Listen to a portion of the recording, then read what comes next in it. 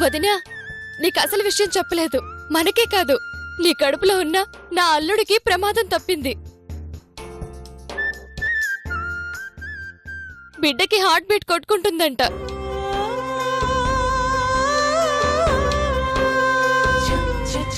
అదేంటి స్వామి, పూజ చేశాం కదా? చేసిన పూజ వల్ల కొంత ఉపశమనం కలిగిందే కాని దోష ప్రభావం పూర్తిగా పోయినట్టు కాదు. పాపి చిరాయివని పాపాత్ములకో పాలసీ పెట్టాడు అల్లుడు దేవుడు. ఆ పాలసీ తీసుకున్నాం కాబట్టి మనమంత త్వరగా పోములే. అసలు ఈ ఆస్తి మనకు వస్తుందంటావా? అది రాణిస్తుందా?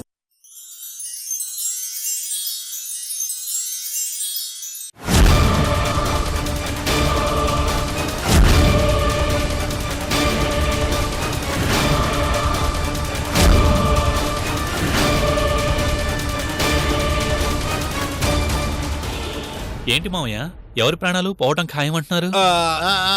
అదే మనవడా, ఆ దోషమేదో తొందరగా నివారించకపోతే అందరి ప్రాణాలు పోవటం ఖాయం అంటున్నా. ఈ లోపు నువ్వు వచ్చావు. అంతే అంతే. ఆ దోషం పోవాలంటే కొన్ని పూజలు చేయాలంటున్నారు స్వామీజీ. చేద్దాం అల్లుడు, ఎంత ఖర్చైనా పర్లేదు, చేపించేద్దాం. మాకు మీరు సంతోషంగా ఉండటం కన్నా కావాల్సింది ఏముంది చెప్పు? రాజు దలుచుకుంటే దెబ్బలకు కొదవా అని ఏ గుళ్ళో ఏర్పాటు చేయాలో చెప్పు, మీ మామ చేసేస్తాడు. గుళ్ళో కాదంట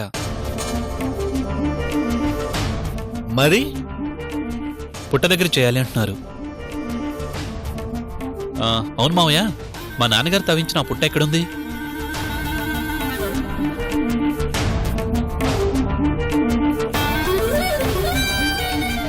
ఇప్పుడు ఆ పుట్ట గురించి ఎందుకు అల్లుడు? దోషం పూర్తిగా పోవాలి అంటే పుట్ట తవ్విన ప్రదేశంలోనే శాంతి పూజలు జరిపించాలి అంటున్నారు. అందుకా? ఓ మరెందుకు అనుకున్నారు? ఆ పుట్ట ఎక్కడుందో చూసి పుట్టమట్టి తెమ్మన్నారేమోనని.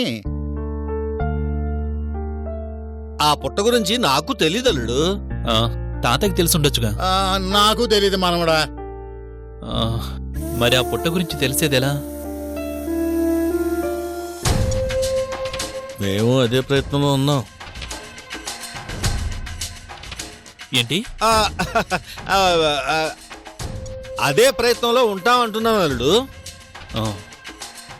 ఎవరైనా అడిగి తెలుసుకుంటాలే. కొంచెం త్వరగా ట్రై చేయండి మావయ్య. అలాగే.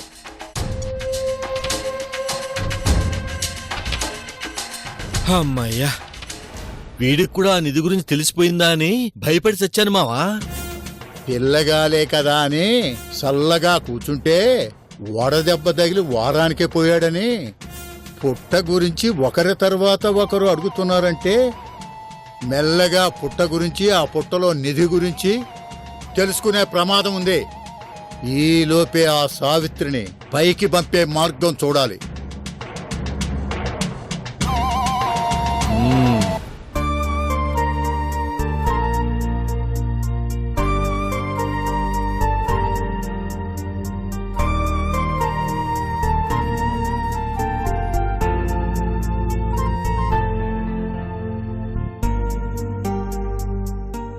ఏమ్మా, ఆరోగ్యం ఎలా ఉంది? బాగుంది బాబాయ్.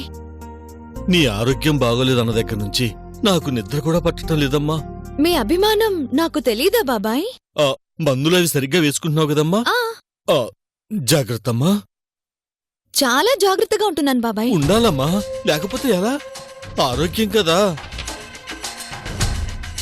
అవునమ్మా, భగవద్గీత ఇచ్చాను కదా, చదువుతున్నావా? ఓహో, పిన్ని గారితో మీరు పంపించారా బాబాయ్? అవునమ్మా, ఆరోగ్యం సరిగా లేదు, పైగా మనశ్శాంతి లేకుండా బాధపడుతున్నావు కదా. మనసు బాగోలేనప్పుడు 4 శ్లోకాలు చదువుకుంటే సరిపోతుంది కదా అని. నా గురించి బాగా ఆలోచిస్తున్నారు బాబాయ్. ఆలోచించకపోతే ఎలాగమ్మా? ఈ ఇంటి కోడలంటే మా అక్క స్థానం. నిన్ను కూడా ఆ స్థానంలో చూడాలని నా కోరిక.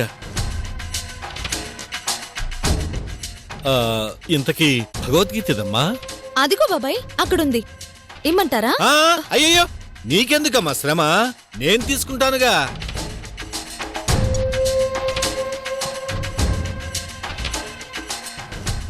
తీసుకెళ్ళండి బాబాయ్.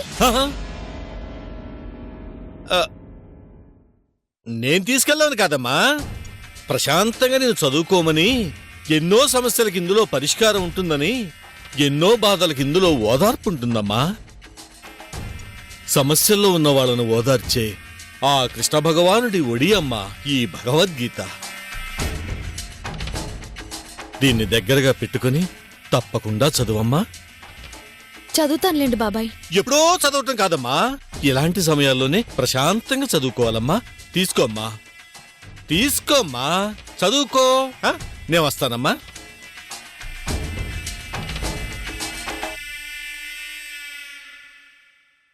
ఇలాంటి మంచి పనులు బాబాయ్ చేయటమా? అభిమానంగా పిన్నిగారి చేతులతో నాకు పంపించి నాతో ఇంత బలవంతంగా చదివించాలని చూస్తున్నాడంటే ఈ మంచి పనిలో కూడా చెడు ఏదో ఉండే ఉంటుంది. ఏమై ఉంటుంది?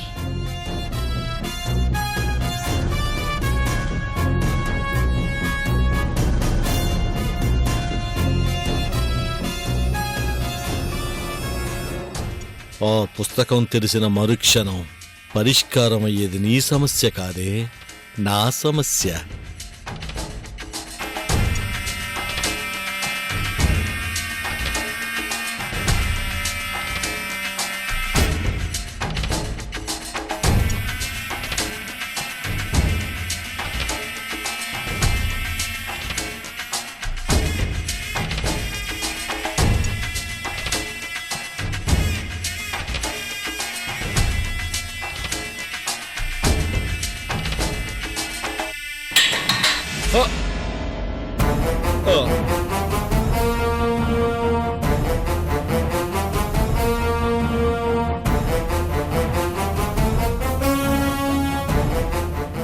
ఏమైంది బాబాయ్? ఆ పిల్లి ఏదో పడేసినట్టుందమ్మా. శబ్దం విని నేను కూడా ఇదిగో ఇప్పుడే వచ్చా. ఓహో. ఆ, ఆ, ఆ, ఆ.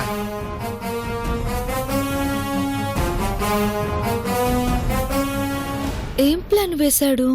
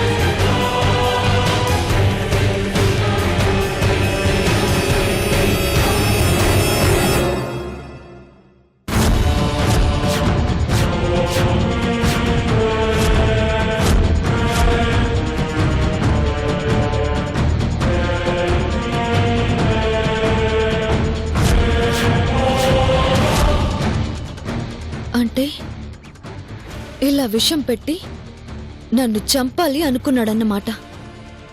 అందుకేనా అంత ప్రేమగా నటించింది. ఇంక చూస్తూ ఊరుకుంటే లాభం లేదు. తగిన శాస్తి చెయ్యాల్సిందే.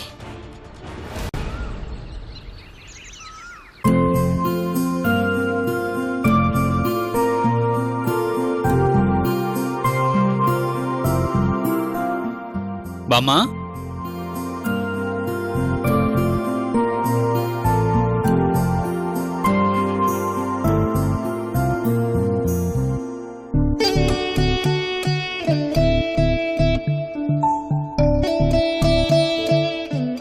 బామ్మా,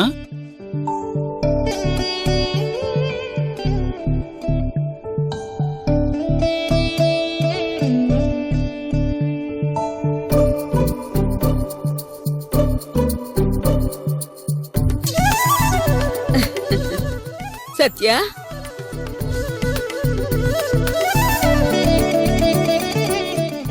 ఏరా ఇన్ని రోజులకి ఈ బామ్మ గుర్తొచ్చిందా? గుర్తు రాకపోవటానికి నిన్ను మర్చిపోతే కదా బామ్మా. అందుకేనా ఇన్ని రోజులకొచ్చావు? లేదు బామ్మా, రావాలనుకున్నా రాలేని పరిస్థితి. ఏమైందిరా? చెప్పాలంటే చాలా ఉందిలే. అవన్నీ ఇప్పుడెందుకు కానీ ఎలా ఉన్నావు బామ్మా? బావున్నావా? నాకేంట్రా, రామాయణంలో రాముని చూసి మురిసిపోతూ, భారతంలో కృష్ణుణ్ణి చూసి మురిసిపోతూ, పుస్తకాల్లో దేవుళ్లను చూసుకుంటూ గడిపేస్తున్నాను. అవును, నువ్వెలా ఉన్నావు? ఆ గడ్డవేంట్రా, నువ్వేంటిలా చిక్కిపోయావు? నా కలల సినిమాలో నేనే హీరోని కదా బామ్మా. స్టార్టింగ్లో ఆడుతూ పాడుతూ గడిచిపోయినా మధ్యలో కష్టాలు పడాలి కదా. నా బతుకు సినిమాలో కూడా అదే జరుగుతోంది. నీ కష్టాలేంట్రా? హీరోని కదా, కష్టాలు చెప్పుకోకూడదు, తీర్చుకోవాలి. నీ నవ్వులో ఇంతకు ముందున్న ప్రశాంతత లేదురా. నువ్వే చెప్పేదానివి కదమ్మా, మనకి నచ్చింది జీవితం ఇవ్వదు, జీవితం ఇచ్చింది మనం తీసుకోవాలి అని. ఇష్టపడినవి కొన్ని కష్టంగా అనిపిస్తుంటే మనసులో అలజడి మనిషినే ప్రశాంతంగా ఉండనివ్వదు. ఇక నవ్వునేలా ప్రశాంతంగా ఉండనిస్తుంది? ఏమైందిరా? ఏ ఇష్టం నీకు కష్టంగా అనిపిస్తుంది? ఎవరి వల్ల నీకు ప్రశాంతత లేకుండా పోయింది? అవన్నీ చెప్పి నీ ప్రశాంతత పాడు చేయడం ఎందుకు గాని? తాతయ్య ఏడి? ఏదో పనిమీద మెడ్రాస్ వెళ్లారా. రోజు నీ గురించి అనుకుంటూనే ఉంటారు. ఆరోగ్యం అది బానే ఉందిగా? ఆ ఆయనకేంట్రా, ఆ డాన్సులు ఆ గోల అన్నీ మామూలే. వయసు పెరిగిన కుర్రాడు మీ తాత. తాతయ్యలాగా అందరూ ఉండర్లే బామ్మ. ఆయన్లా ఆ వయసులో కూడా ఆనందంగా ఉండాలి అంటే నీలాంటి అదృష్టం తోడుండాలి.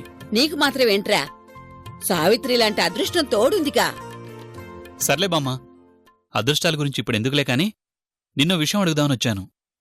ఏ విషయంరా? తాతయ్య వాళ్ల హయాంలో మన వాళ్ళందరూ కొలిచే పుట్ట ఉండేదంట కదా, ఆ పుట్ట ఎక్కడుంది బామ్మ? దాని గురించి నాకు కొంచెం వివరాలు కావాలి. అదేమిట్రా, ఇప్పుడు ఆ పుట్ట గురించి తెలుసుకోవాల్సిన అవసరం నీకేం వచ్చింది? అవసరం వచ్చింది బామ్మ. ఆ పుట్టని తొలిచిన దోషమే మన కుటుంబం ఈ విధంగా చిన్నాభిన్నం అవటానికి కారణమయ్యింది అంటున్నారు.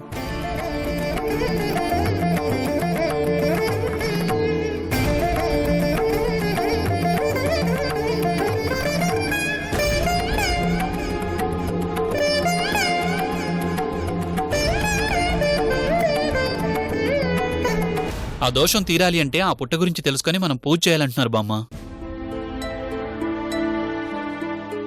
ఈ విషయం గురించి సావిత్రి నందిని కూడా వచ్చి అడిగారా? అవునా? వాళ్లే కాదు, మీ మామయ్య కూడా వచ్చి అడిగాడు. మామయ్య వచ్చాడా? ఆ ఆయనొచ్చి చెప్పాకే తెలిసింది మీరందరూ కలిశారని, కలిసి ఒకే ఇంట్లో ఉంటున్నారని. అవును బామ్మ, తప్పు చేశానని వచ్చి బాధపడ్డాడు. పశ్చాత్తాపానికి మించిన శిక్ష ఏముంటుందని నేను ఏమనలేకపోయాను. అది మీ నాన్నగారి మంచితనం, అదే నీకు వచ్చింది. బామ్మ, ఆ పుట్ట గురించి వివరాలేమన్నా చెప్పు బామ్మ. నిజంగా నాకు తెలియదురా, తెలుసుకోవాల్సిన అవసరం నాకెప్పుడూ రాలేదు. ఇప్పుడు ఆ అవసరం వచ్చింది బామ్మ. ఆ పుట్ట గురించి ఎలాగైనా తెలుసుకోవాలి. తెలుసుకోవాలంటే దాని గురించి తెలిసిన వాళ్ళు ఎవరున్నారా అని ఆలోచించు బామ్మ. ఆలోచించండ్రా. సావిత్రి అడిగింది, మీ మావయ్య అడిగింది ఆ పుట్ట గురించేగా. సరే మీకు తెలియకపోవచ్చు, ఇంకెవరైనా బంధువులు కానీ స్నేహితులు కానీ ఎవరో ఒకరు ఉంటారుగా.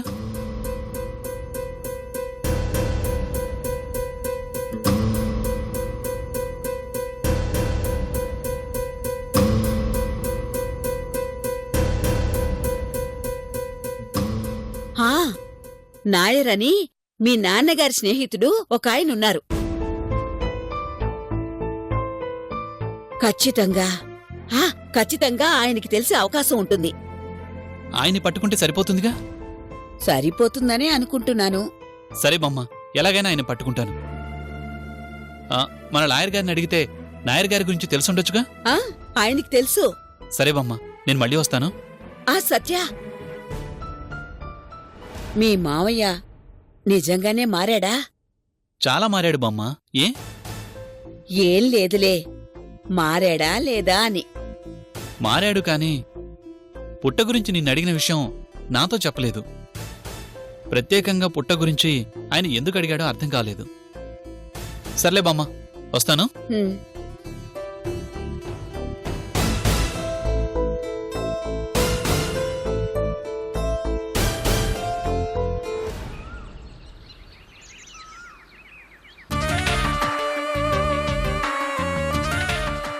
దాన్ని చావు దగ్గరుండి చూద్దాం అనుకున్నాను మామ. ఈ లోపు చేతికి ఆ ఫ్లవర్ వాజ్ తగిలి కింద పడిపోయింది. సవరం సైజు తగ్గిందంటే మేసం తీసి ఇచ్చాడంటే వెనకటికి నీలాంటోడు. ఇవ్వాల్సింది ఇచ్చావు, చదివి దాని చావు అది చచ్చేదిగా. అక్కడే నిలబడి తొంగి చూడకపోతే ఏందంట? దానికి గాని అనుమానం వచ్చిందంటావా? వస్తే ఏమవుద్ది? జాగ్రత్త పడుద్ది. అది జాగ్రత్త పడితే మనం మరింత జాగ్రత్తగా ప్లాన్ వేస్తాం, అంతేగా.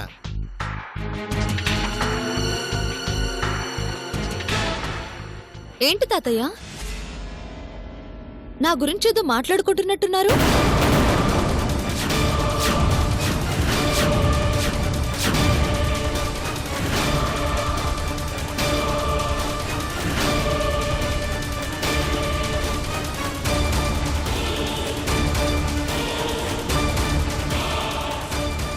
ఏంటి అలా ఉండిపోయారు?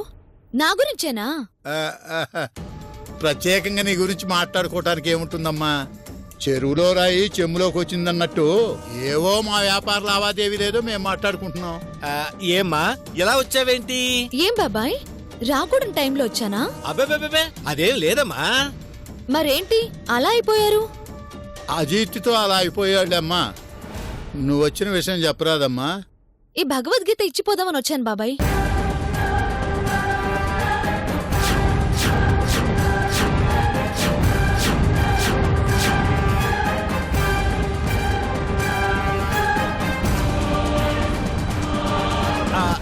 ఏమ్మా చదివేశావా? ఆ చదివేశాను బాబాయ్. అప్పుడేనా?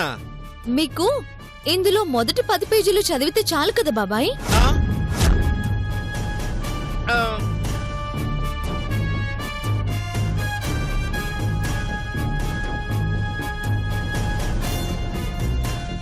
అదేంటమ్మా మొదటి 10 పేజీలు మాత్రమే చదవమని నేనెప్పుడు చెప్పాను?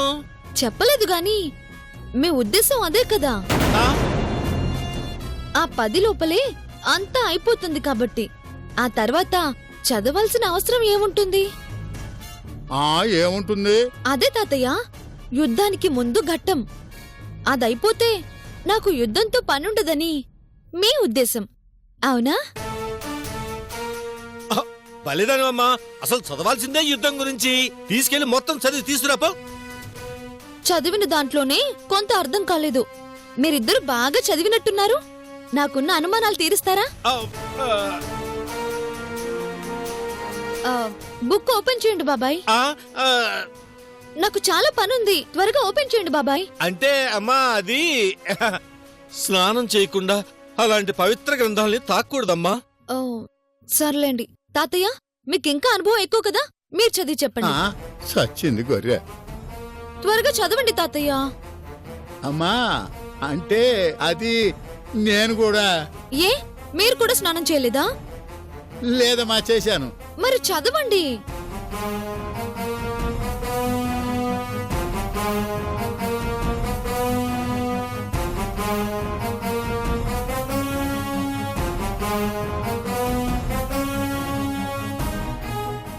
అమ్మా ఏది ఆ 2000 చూపించమ్మా. ఉమ్, అదేనమ్మా 2000 చూపించమంటే 3000 చూపిస్తున్నావు. ఆ? ఆ, ఇవి రెండే కదా తాతయ్య. అవునా? వీటి దుంపదగా ఈ కళ్ళజోడు సరిగ్గా కనిపించవటం లేదు. వేడు చూపిస్తేనే కనిపించడం లేదంటే ఇక అక్షరాలు ఏం కనిపిస్తాయమ్మా?